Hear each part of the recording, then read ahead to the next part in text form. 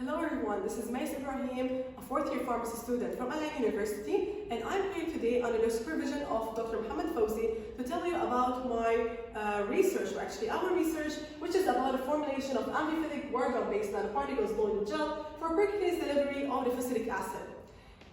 The ineffectiveness of percutaneous antibiotic treatment, which is mainly due to the ineffective permeation and the poor permeation through the skin and the local discomfort, has been linked to the antibiotic resistance. And so our study investigates the use of the nanoparticles, which is actually made from the amphiphilically modified guar-gum loaded fusidic acid for enhancing the percutaneous permeation of the antibiotic treatment. The aim for the study will be to formulate the gels loaded with the guar-gum nanoparticles to investigate the permeation of the fusidic acid, and our objectives will be the formulation of the gel dosage form, assessing the drug release properties from this formulation, and finally we will be checking the permeability studies using the France cell apparatus. Hello everyone, this is Mariam Almohammad, a fourth-year pharmacy student from Al University, and I will be talking about the research methodology and the result and discussion parts. So let's start. So the methodology in our research consists of three main parts, and the first part which was the formation of nanoparticles. So the first step in the formation of nanoparticles was the addition of the solvent phase, which consists of from the polymer and the solvent to the non-solvent phase under stirring. Next, the solvent diffusion precipitation take place, and we end up with the formation of nanoparticles. The next part, which was the gel formation, so the gel base was formulated, and after that the nanoparticles was incorporated into the gel phase. And the last part in the methodology, which was testing the gel.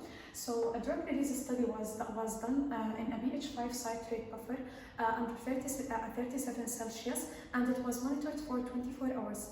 The next one, which is the permeation study, and it was performed using a France cell apparatus using a strata membrane under 37 degrees Celsius for 24 hours. Also, we did a pH study, and it was performed to ensure the alkalinity and the acidity of the gel.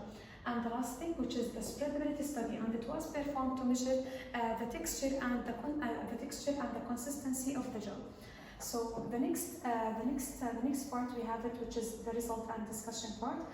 This graph here illustrates the result from the drug release study, and as we can see here that the amphiphilically guar-gum nanoparticles, which is presented in the orange color, and also the gel without the nanoparticles, which is presented in the blue color. And as we can see here that the amphiphilically guar-gum nanoparticles has a faster release profile than the gel without the nanoparticles.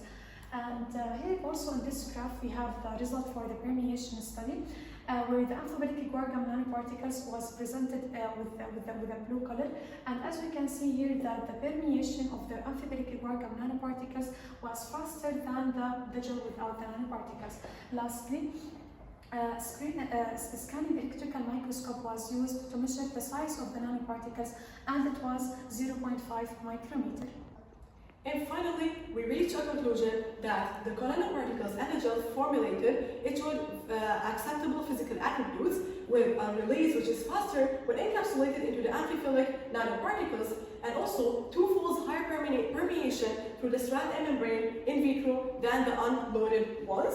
So therefore, we understand that the findings have revealed that amphiphilically guar-gum nanoparticles had sufficient qualities to merit further research in terms of the in vivo and the ex vivo, as well as improvement of their perspective for the usage in the percutaneous drug delivery systems. And that's all. I hope you understood everything, and thanks for your attention.